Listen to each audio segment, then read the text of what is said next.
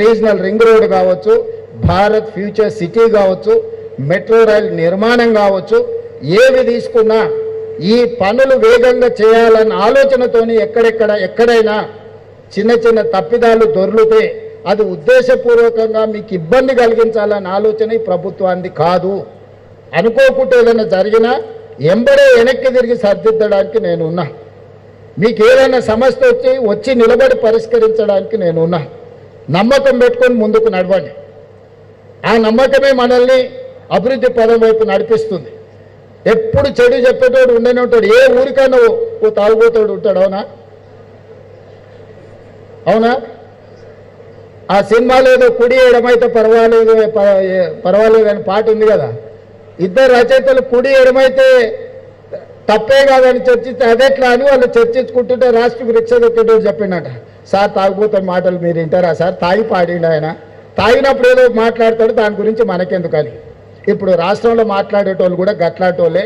వాళ్ళు మాట్లాడేటి వినకండి. ఆయన ఏదో రెండేసి ఏదో మాట్లాడుతుంటాడు. రెండేసి మాట్లాడే మాటలను మనంతా సీరియస్గా తీసుకోవాల్సిన పని లేదు. మనం ఈ నగరాన్ని అద్భుతంగా నిర్మించుకుందాం. ఇక్కడ అందుకే మొదట వచ్చేది ఏ సమస్య వచ్చినా పోలీస్, ఫస్ట్ రీచ్ పోలీస్. ఆ పోలీస్ కమిషనరేట్ ఇక్కడికి వచ్చిందంటే ఈ ప్రాంతంలో ఒక సంపూర్ణమైన విశ్వాసం వస్తుంది, ఒక నమ్మకం వస్తుంది. అందుకే పోలీస్ కమిషనరేట్ని ఇమ్మీడియట్గా నగరానికి కావాల్సిన అభివృద్ధి కార్యక్రమాలు ముందుకు తీసుకెళ్లే క్రమంలో future city office, skills university, police commissionerate వీటన్నిటినీ చెప్పినాం. ఈరోజు మిగతా పోలీసు మల్కాజ్గిరి కమిషనరేట్, ఇతర ట్రాఫిక్ పోలీస్ స్టేషన్లు అన్ని ప్రారంభించుకున్నాం. చివరిగా మా ఆదివాసీ బిడ్డలు చాలామంది వచ్చారు. ఈరోజు ఒకనాడు ఈ ప్రాంతంలో రైతులు భూమి కోసం కొట్లాడినప్పుడు, భూమి కోసం, భక్తి కోసం, విముక్తి కోసం సాయుధ రైతాంగ పోరాటం చేసి నేల కొరిగిన వీరులు ఈ ప్రాంతంలో ఉన్నారు. అది కొమరం భీముడు కావచ్చు, రామ్జీ గోండు కావచ్చు, లేకపోతే చాకలి ఐలమ్మ కావచ్చు, లేకపోతే దొడ్డి కొమరయ్య కావచ్చు. ఇలాంటి వాళ్ళు ఎంతోమంది వీరులు నేల కొరిగిండ్రు సాయుధ రైతాంగ పోరాటం నుంచి. ఈరోజు ఆనాటి పోరాటాలు ఆ తర్వాత వచ్చిన పరిణామ క్రమంలో భూస్వాములు, జమీందారులు, జాగీర్దారులు ఆధిపత్యం చెలాయిస్తున్నప్పుడు, పేద ప్రజల మీద అమానుషంగా వ్యవహరిస్తున్నప్పుడు నక్సల్బరీ ఉద్యమం వచ్చింది. బెంగాల్లో ఉన్న నక్సల్బరీలో మొదలైన ఉద్యమం తెలంగాణ రాష్ట్రంలో దండకారణ్యం మొత్తం నల్లమల అటవీ ప్రాంతానికి వ్యాపించింది. ఆనాడు ప్రజలందరూ ఉవ్వెత్తున నక్సల్బరీ ఉద్యమంలో భాగస్వాములై కాకతీయ ఉస్మానియా యూనివర్సిటీలో ఇంజనీరింగ్ చదువుకుంటున్న గద్దర్ లాంటి వాళ్ళు కూడా నక్సల్బరీ బాట పట్టిండ్రు. ఆనాడు వాళ్ళు స్లోగన్లు ఇచ్చిండ్రు, దున్నేవాడికి భూమి అన్నారు. ఇందిరాగాంధీ అసైన్మెంట్ యాక్ట్ తీసుకొచ్చి, అగ్రికల్చర్ సీలింగ్ యాక్ట్ తీసుకొచ్చి భూస్వాముల దగ్గర, జమీందారుల దగ్గర, జాగీర్దారుల దగ్గర మూలుగుతున్న లక్షలాది ఎకరాలను తీసుకొని పేదలకు పట్టాల పేరు మీద భూములను అందించడం వల్ల దున్నేవాడికి భూమిని అందించింది ఆనాటి శ్రీమతి ఇందిరాగాంధీ గారి ప్రభుత్వం. రైతు కూలీల కోసం రైతాంగ పోరాటాలు జరిగినాయి. వాళ్ళ కూలీతో పాటు గిట్టుబాటు ధర గురించి ఆనాడు ఉద్యమాలు జరిగితే ఆ ఉద్యమాలను దృష్టిలో పెట్టుకొని కనీస మద్దతు ధర చట్టాన్ని తీసుకొచ్చి, ఎంఎస్పీ తీసుకొచ్చి, ప్రపంచంలో ఏ వస్తువు ఎవడు ఉత్పత్తి చేస్తే ఉత్పత్తి చేసేవాడు ధర నిర్ణయిస్తాడు. ఒక్క రైతు మాత్రమే తాను ఉత్పత్తి చేసిన పంటను బజార్కు తీసుకెళ్తే, మండికి తీసుకెళ్తే, మార్కెట్కు తీసుకెళ్తే కొనుగోలు చేసేటోడు ధర నిర్ణయిస్తాడు. ప్రపంచంలో అత్యంత దోపిడీకి లోనైంది రైతు.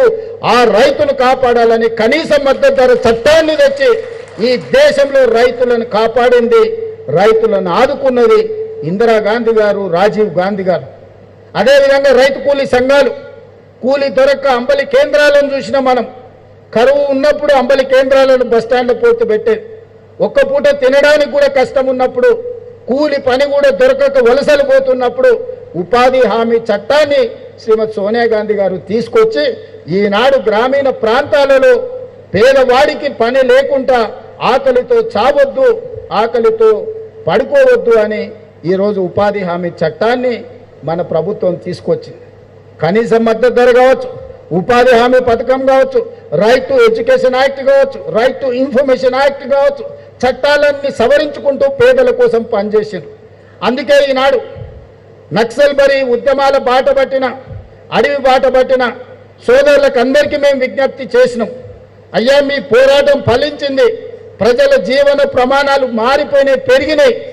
మీరు అడ్డుకోవడం వల్ల గిరిజన ప్రాంతాలలో, తండాలలో, గూడాలలో, మారుమూల పల్లెల్లో ఈ ప్రభుత్వం చేయాలనుకుంటున్న అభివృద్ధి ఆగిపోతుంది. ఆ ఆదివాసి బిడ్డలకు ఉద్యోగ ఉపాధి అవకాశాలు కల్పిస్తాం, జనజీవన స్రవంతిలో కలవండి అని పిలుపునిచ్చినాం. మనం వచ్చిన తర్వాత ఇంతకుముందు సుమతి గారు చెప్పారు, శివధరెడ్డి గారు చెప్పారు, 814 మంది నక్సలైట్లు ఉద్యమ బాటను వీడి జనజీవన స్రవంతిలో కలిసిండ్రు. సెంట్రల్ కమిటీ మెంబర్స్ అందరూ ఈరోజు వచ్చిండ్రు. ఇంకా ఒకరిద్దరు పెద్దలు మిగిలిపోయినారు, వాళ్ళకు కూడా వయసు మీద పడ్డది. అందులో ప్రముఖ వ్యక్తి గణపతి. నేను ఈ వేదిక మీద నుంచి వారికి విజ్ఞప్తి చేస్తున్నా, ప్రభుత్వం మీ ఆరోగ్యం బాగాలేదని ప్రభుత్వం దృష్టికి వచ్చింది, మీకు అవసరమైన వైద్యాన్ని అందించే బాధ్యత రాష్ట్ర ప్రభుత్వం తీసుకుంటుంది, మీ ప్రాణానికి రక్షణ కల్పించే బాధ్యత మా రాష్ట్ర ప్రభుత్వం తీసుకుంటుంది. ఇక మీ ఉద్యమం ప్రజలలో ఉండి ప్రజా సమస్యల్ని ప్రస్తావించండి, అవి పరిష్కరించడానికి ప్రజా ప్రభుత్వం అందుబాటులో ఉంది. ఇంకెవరైనా అడవుల్లో ఉండి నక్సలైట్ ఉద్యమాలతోని ప్రభావితమైన వాళ్ళు ఎవరైనా ఉంటే జనజీవన స్రవంతిలోకి రాండి. మీకు ఆర్థికంగా మీరు ఉండడానికి మీకు అన్ని రకాలుగా ఈ రాష్ట్ర ప్రభుత్వం ఆదుకుంటుంది.